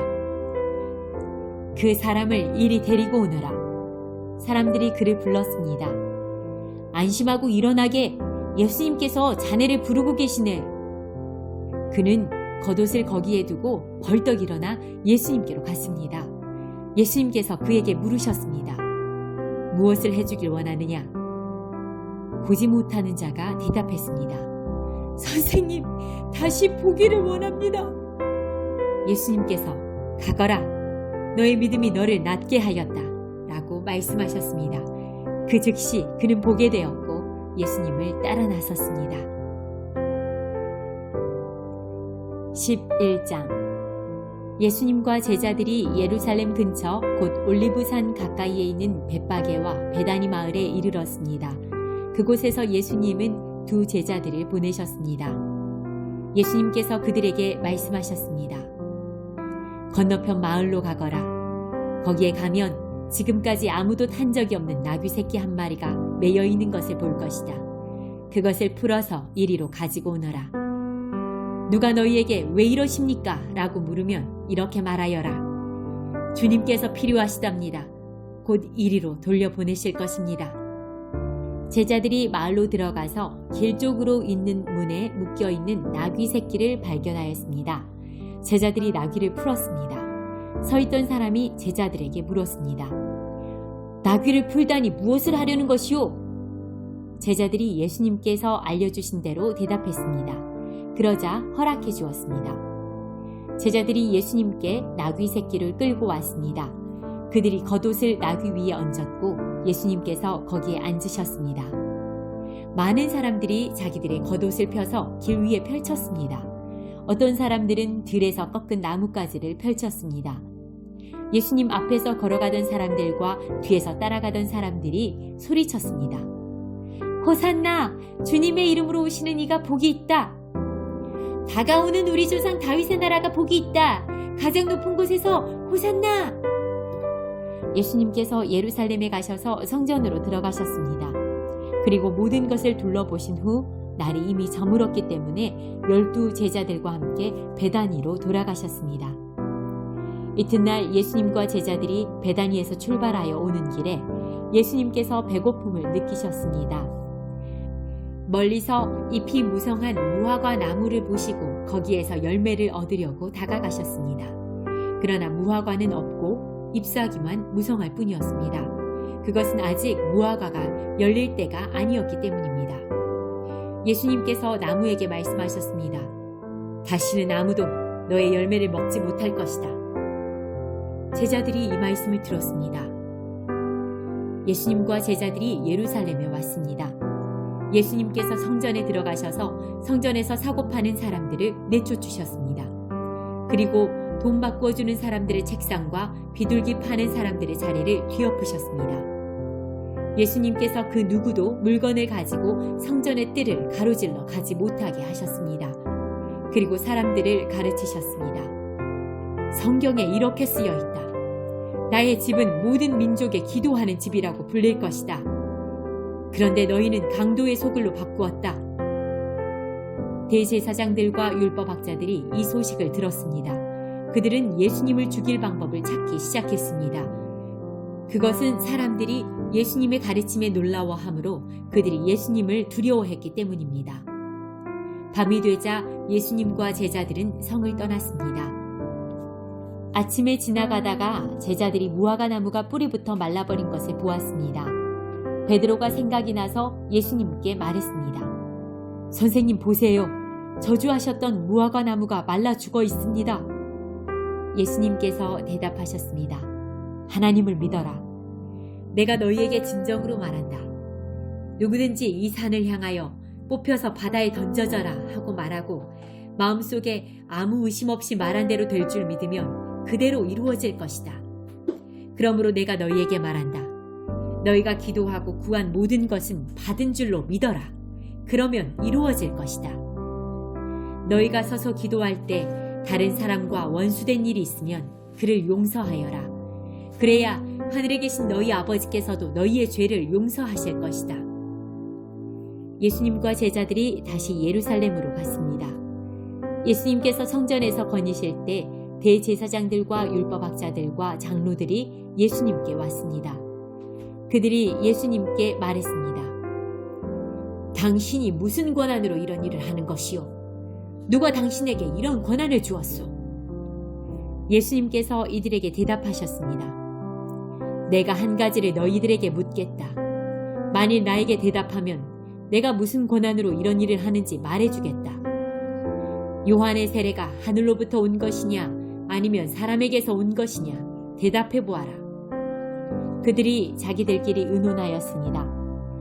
만일 우리가 하늘로부터 왔다고 하면 그가 어째서 너희는 요한을 믿지 않았느냐 하고 말할 것이다. 그렇다고 사람에게서 왔다고 할 수도 없지 않은가? 이들은 백성들을 두려워했습니다. 그것은 모든 사람들이 진정으로 요한을 예언자로 생각하고 있었기 때문입니다. 그래서 예수님께 우리는 모르오 하고 대답했습니다. 예수님께서도 그러면 나도 너희에게 내가 무슨 권한으로 이런 일을 하는지 말하지 않겠다 라고 말씀하셨습니다. 12장 예수님께서는 비유로 사람들에게 말씀하시기 시작했습니다. 어떤 사람이 포도밭을 가꾸었다. 그리고 주위에 담장을 치고 포도즙을 짤 구덩이를 파고 망대를 세웠다.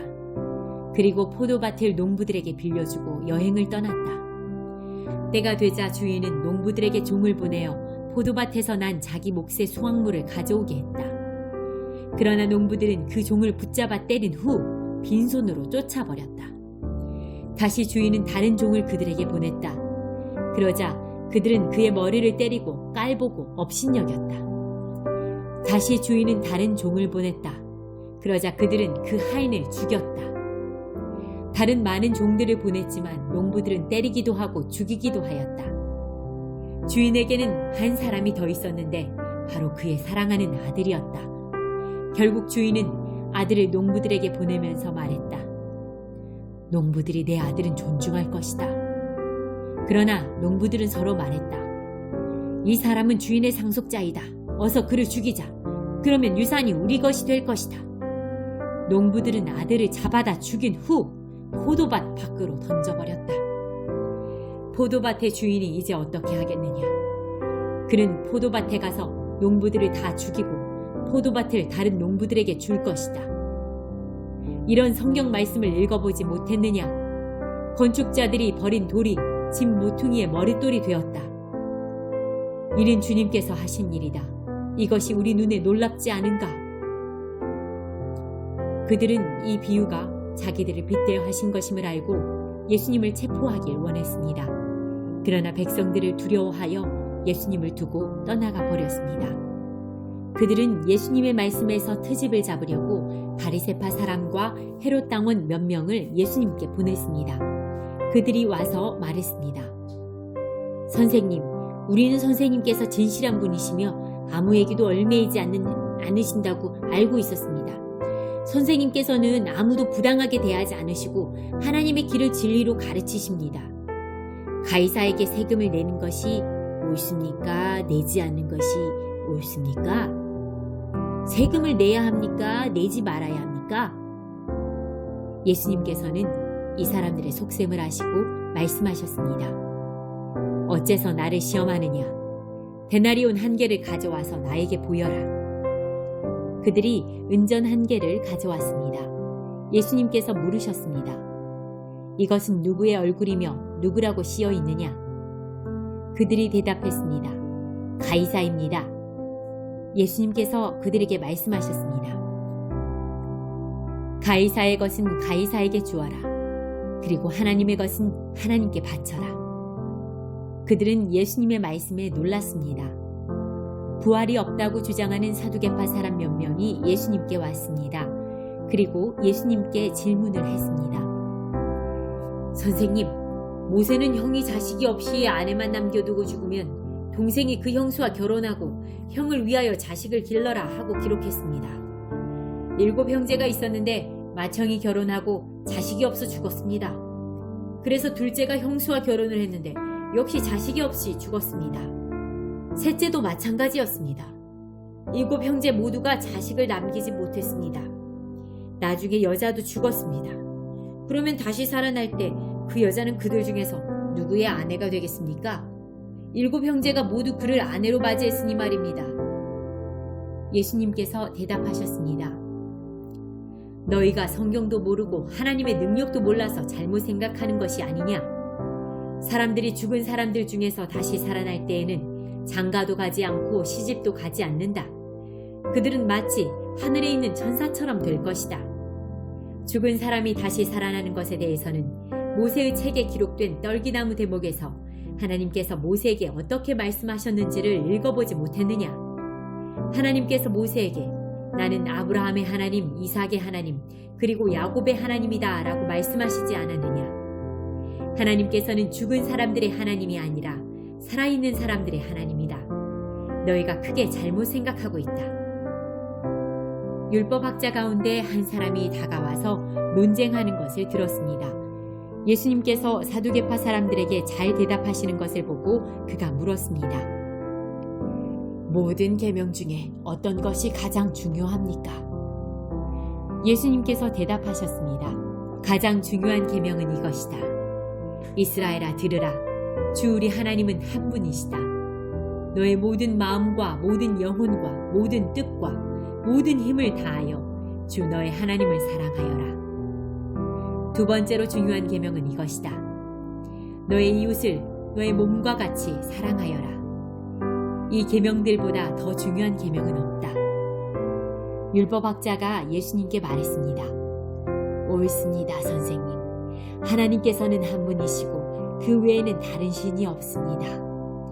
모든 마음과 모든 지식과 모든 힘을 다하여 하나님을 사랑하고 이웃을 자기 자신처럼 사랑하는 것이 다른 모든 번제물이나 희생 제물보다 더 중요합니다.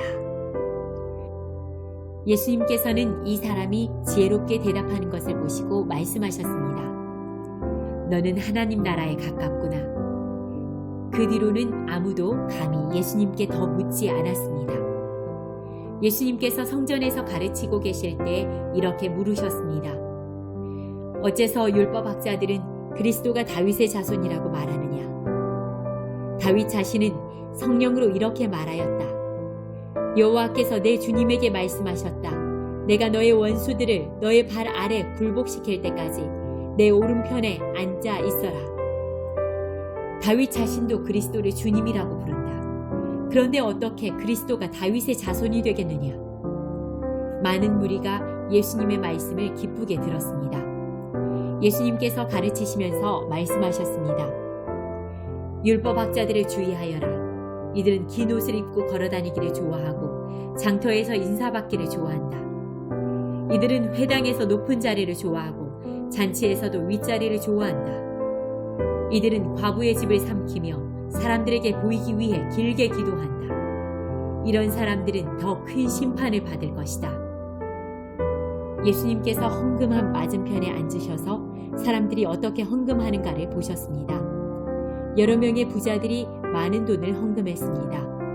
가난한 과부가 와서 렙돈 동전 2개, 즉 한 고드란트를 넣었습니다.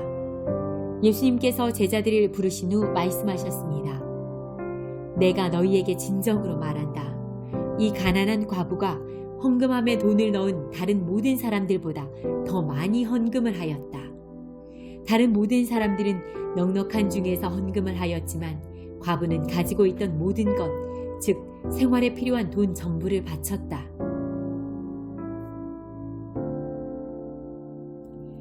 마가복음 13장. 예수님께서 성전을 떠나실 때 한 제자가 예수님께 말했습니다.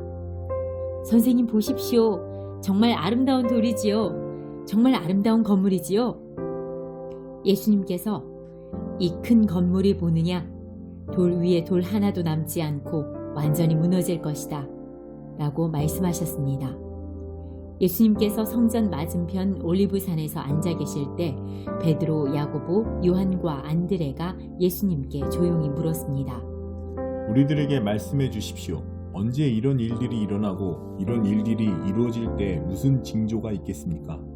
예수님께서 그들에게 말씀하기 시작하셨습니다.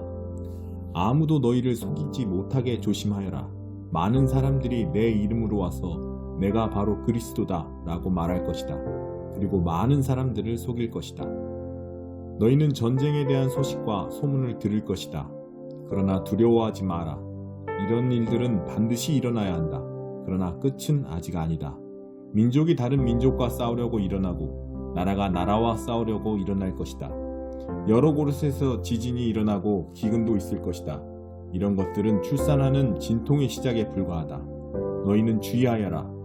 사람들이 너희를 법정에 넘길 것이고 너희는 회당에서 매를 맞을 것이다.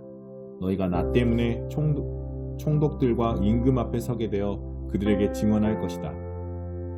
그러나 먼저 복음이 모든 민족에게 전해질 것이다. 사람들이 너희를 체포하여 재판에 넘길 때 무엇을 말할까 하고 걱정하지 마라. 그때 하나님께서 너희에게 주시는 것들을 말하여라. 말하는 것은 너희가 아니고 성령님이시다. 형이 동생을 죽게 내주고 아버지가 자식들을 내주고 자식들이 부모를 거역하여 일어나며 죽게 할 것이다. 내 이름 때문에 너희가 미움을 받을 것이다. 그러나 끝까지 견디는 사람은 구원받을 것이다.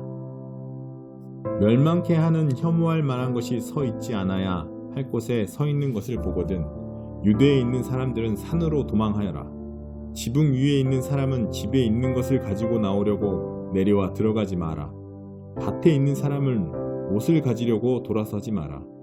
그때에는 임신한 여자들이나 아이에게 젖을 먹이는 여자들에게 화가 있다. 이런 일이 겨울에 일어나지 않도록 기도하여라. 그때에는 환난이 있을 것인데 이런 환난은 하나님께서 세상을 만드신 때부터 지금까지 없었던 것이며 앞으로도 이런 환난은 없을 것이다. 주님께서 이 날들을 줄여주시지 않는다면 어느 생명도 구원받지 못할 것이다. 그러나 하나님께서 선택한 사람들을 위하여 이 날들을 줄이셨다. 그때 어떤 사람이 여보시오 그리스도가 여기 계십니다 또는 저기 계십니다 하고 말해도 믿지 마라. 거짓 그리스도와 거짓 예언자들이 일어나서 증거와 기적을 보여줄 것이다. 그래서 가능하면 선택된 사람들을 잘못된 길로 인도하려고 할 것이다. 그러므로 조심하여라. 내가 모든 것을 미리 일러주었다. 그러나 그때의 환난이 지나가면 해가 어두워지고 달이 그 빛을 내지 않을 것이다. 별들이 하늘에서 떨어지고 하늘에 있는 권세들이 흔들릴 것이다. 사람들은 인자가 큰 능력과 영광으로 구름 가운데 오는 것을 볼 것이다. 그리고 인자가 천사들을 보내어 땅 끝에서 하늘 끝까지 사방에서 선택된 사람들을 모을 것이다. 무화과 나무로부터 교훈을 배워라. 가지가 부드러워지고 새 잎을 내면 여름이 가까운 줄 안다. 이처럼 이런 일들이 일어나는 것을 보면 인자가 바로 문 앞에 가까이 온 줄을 알아라. 내가 너희에게 진정으로 말한다. 이 세대가 지나가기 전에 이 모든 일들이 일어날 것이다. 하늘과 땅은 없어질 것이나 내 말은 없어지지 않을 것이다. 그날과 그때는 아무도 모른다. 하늘에 있는 천사도 모르고 아들도 모르고 오직 아버지만이 아신다. 주의하여라. 항상 경계하여라. 그것은 그때가 언제인지 알지 못하기 때문이다. 마치 여행을 떠나는 어떤 사람과 같다. 그는 집을 떠나면서 자기 종들에게 집을 돌보라고 맡겼다. 각각 임무를 주었는데 문지기에게는 집을 잘 지키라고 명령했다. 그러므로 깨어 있어라. 집 주인이 돌아올지 저녁에 혹은 밤중에 혹은 새벽닭이 울 때 혹은 아침 무렵에 올지 모르기 때문이다. 그가 갑자기 돌아와서 너희가 자고 있는 것을 보지 않게 하라. 내가 너희에게 말하는 것은 모두에게 하는 말이다. 항상 깨어 있어라. 14장 유월절과 무교절이 되기 이틀 전이었습니다. 대제사장들과 율법학자들이 흉계를 꾸며 예수님을 아무도 모르게 잡아서 죽이려고 하였습니다. 이들이 말했습니다. 명절 동안에는 안 돼. 사람들이 소동을 일으킬 수 있어. 예수님께서 베다니 마을에 있는 문둥병에 걸렸던 시몬의 집에서 음식을 드시고 계셨습니다. 한 여자가 매우 비싼 나드 향유 한 병을 가지고 왔습니다. 그리고 병을 열고 향유를 예수님의 머리에 부었습니다. 그러자 몇몇 사람이 화를 내면서 서로 말했습니다. 어째서 향유를 낭비하는 거지? 이 향유는 300데나리온에 팔 수 있고 그 돈으로 가난한 사람들을 도울 수도 있었을 텐데. 그리고 여자를 호되게 나무랐습니다. 예수님께서 말씀하셨습니다. 가만두어라. 어째서 여자를 괴롭히느냐? 그는 내게 좋은 일을 했다. 가난한 사람들은 항상 너희와 함께 있으므로 원하면 언제든지 좋은 일을 할 수 있다.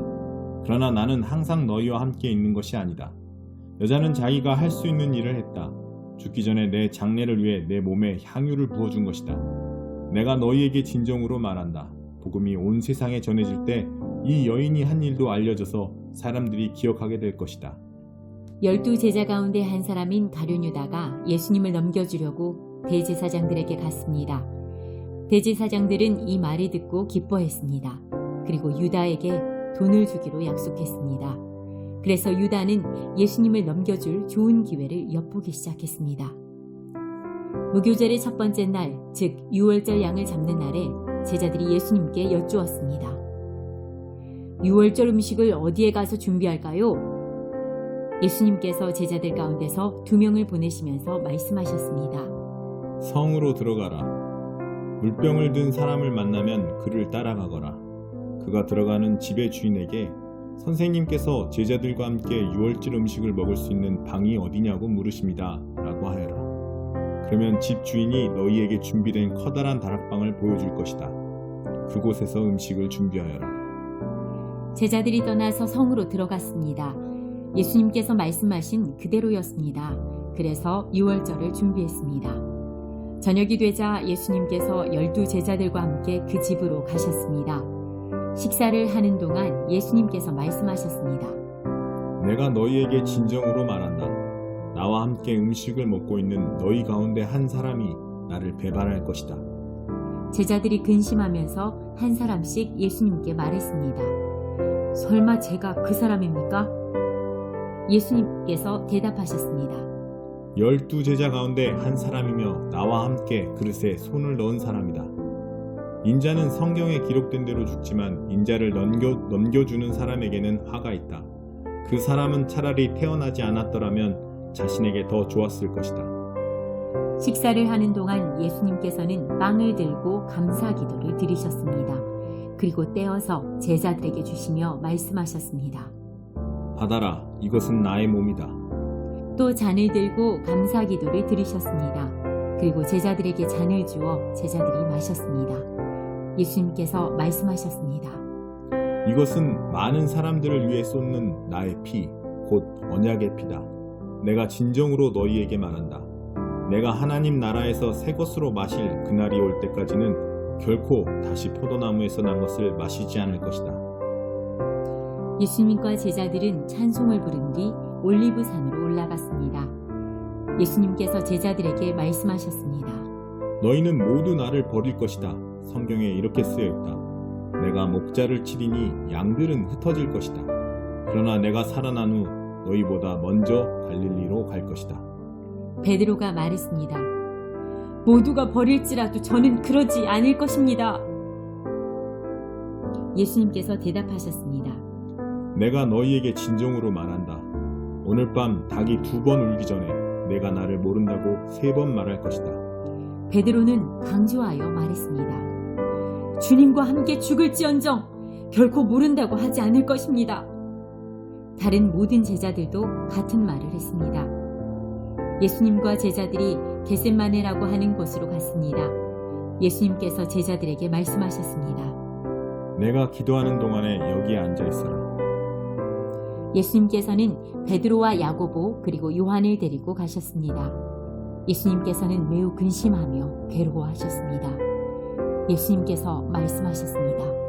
내 영혼이 심히 괴로워 죽을지경이다. 여기서 머무르면서 깨어 있어라. 예수님께서 조금 더 가셔서 땅에 엎드리셨습니다. 그리고 할 수만 있다면 그때가 지나가 버리기를 기도하셨습니다. 예수님께서 기도하셨습니다. 아바 아버지, 아버지께서는 모든 것을 하실 수 있으시니 이 잔을 없애 주십시오. 그러나 제 뜻대로 하지 마시고 아버지의 뜻대로 하십시오. 예수님께서 제자들에게 오셔서 자고 있는 것을 보시고 베드로에게 말씀하셨습니다. 시몬아, 자고 있느냐? 나와 함께 1시간도 깨어 있을 수 없더냐? 시험에 들지 않도록 깨어서 기도하여라. 영은 원하지만 몸이 연약하구나. 다시 예수님께서 제자들을 떠나서 같은 말씀으로 기도하셨습니다. 그리고 다시 제자들에게 오셔서 자고 있는 모습을 보셨습니다. 그것은 제자들이 너무 졸렸기 때문입니다. 제자들은 예수님께 무슨 말을 해야 할지 몰랐습니다. 3번째 예수님께서 오셔서 말씀하셨습니다. 아직도 자고 있느냐? 아직도 쉬고 있느냐? 그만하면 됐다. 이제 시간이 되었다. 보아라, 인자가 죄인들의 손에 넘겨진다. 일어나자, 가자, 보아라. 나를 넘겨줄 사람이 가까이 와 있다. 예수님께서 아직 말씀하고 계실 때 12제자 가운데 한 사람인 유다가 다가왔습니다. 대제사장들과 율법학자들과 장로들이 보낸 많은 무리들이 칼과 몽둥이를 들고 유다와 함께 왔습니다. 예수님을 넘겨주는 자가 사람들과 신호를 정했습니다. 내가 입맞추는 사람이 바로 그 사람이니 체포하여 데리고 가시오. 유다가 예수님께 와서 선생님이라고 말하면서 입을 맞추었습니다. 그러자 그들이 예수님께 손을 대어 체포했습니다. 그러나 곁에 있던 사람 가운데 한 명이 칼을 뽑아 대제사장의 종을 내리쳐 귀를 잘랐습니다. 예수님께서 말씀하셨습니다. 마치 강도를 잡는 것처럼 나를 잡으려고 칼과 몽둥이를 가지고 왔느냐? 내가 매일 성전에서 너희들과 함께 있으면서 가르칠 때에는 너희가 나를 잡지 않았다.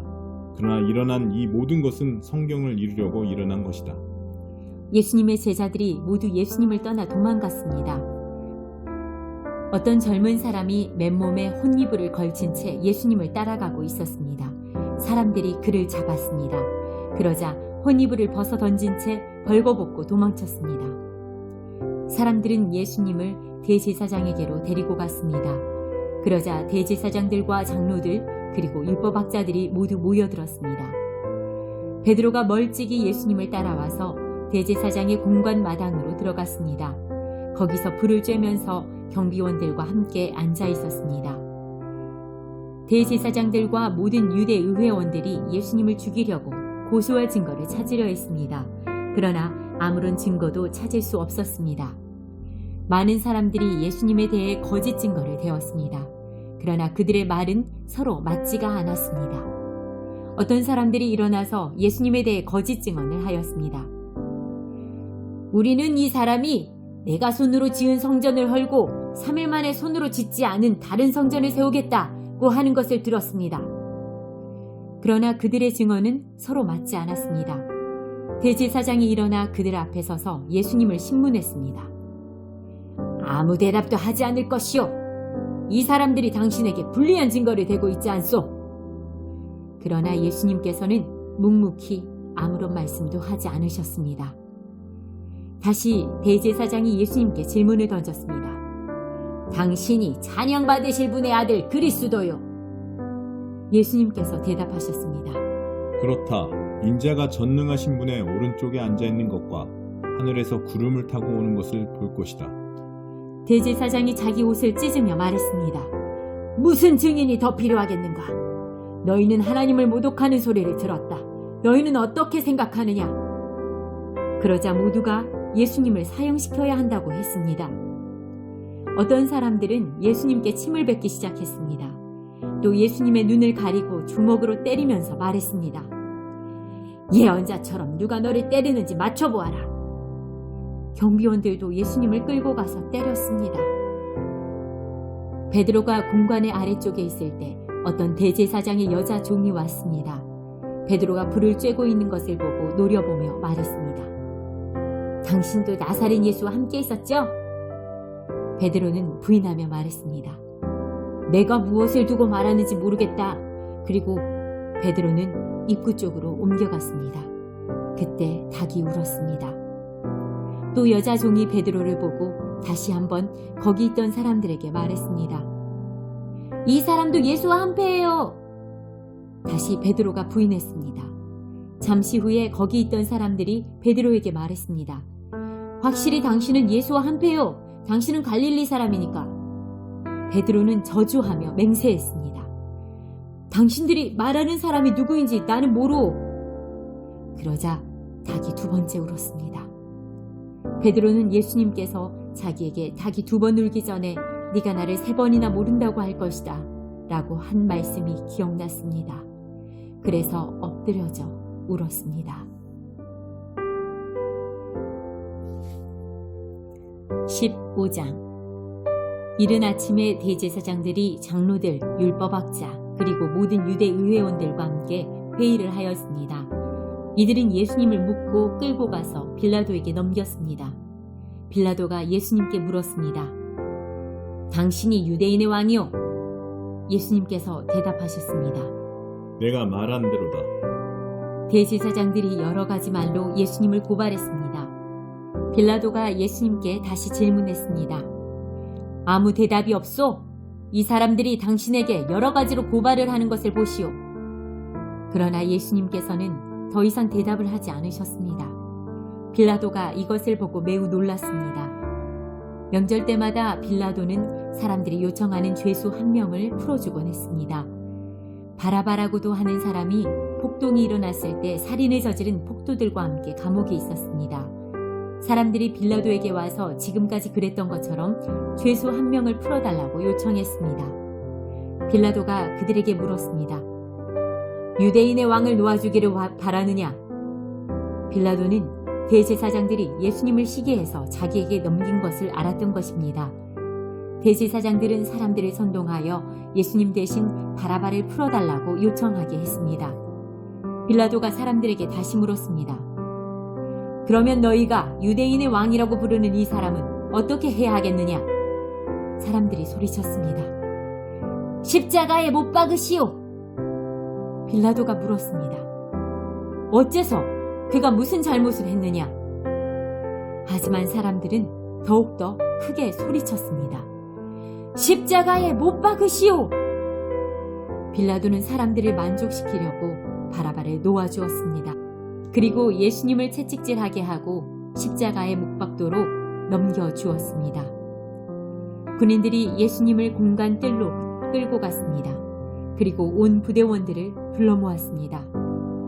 예수님께 자주색 옷을 입히고 가시 왕관을 만들어 예수님의 머리 위에 씌웠습니다. 그들은 예수님에게 경례를 하며 소리쳤습니다. 유대인의 왕 만세! 군인들은 갈대로 예수님의 머리를 때리고 침을 뱉었습니다. 그리고 무릎을 꿇고 절을 하였습니다. 실컷 놀리고 나서 군인들은 자주색 옷을 벗기고 예수님의 옷을 다시 입혔습니다. 그리고 십자가에 못 박으려고 예수님을 끌고 나갔습니다. 그때 시골에서 온 구레네 출신의 시몬이 지나가고 있었습니다. 이 사람은 알렉산더와 루포의 아버지입니다. 군인들은 시몬에게 예수님의 십자가를 지게 했습니다. 군인들은 예수님을 해골 지역이라는 뜻을 가진 골고다로 끌고 갔습니다. 군인들은 예수님께 모략을 탄 포도주를 마시게 하려고 했으나 예수님께서는 마시지 않으셨습니다. 군인들은 예수님을 십자가에 못 박았습니다. 이들은 제비를 뽑아 예수님의 옷을 누가 차지할지 결정하여 나누어 가졌습니다. 예수님을 십자가에 못 박은 때는 아침 9시였습니다. 예수님의 죄패에는 유대인의 왕이라는 제목이 적혀 있었습니다. 군인들은 예수님과 더불어 두 명의 강도를 하나는 오른쪽에 하나는 왼쪽에 매달았습니다. 지나가던 사람들이 고개를 흔들면서 예수님을 모욕하였습니다. 성전을 헐고 3일 만에 다시 세우겠다던 사람아, 당신 자신이나 구해보시지 십자가에서 내려와봐. 대제사장들도 율법학자들과 함께 다른 사람들처럼 놀렸습니다. 그들은 자기들끼리 말했습니다.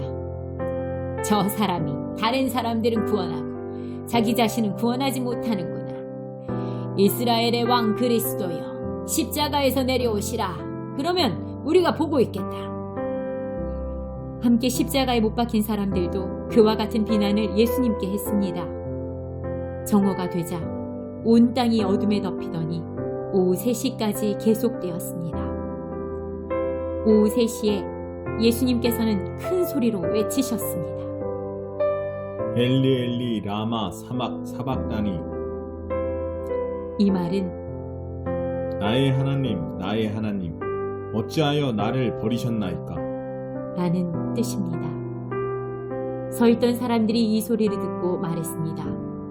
보시오, 저 사람이 엘리야를 부르고 있습니다.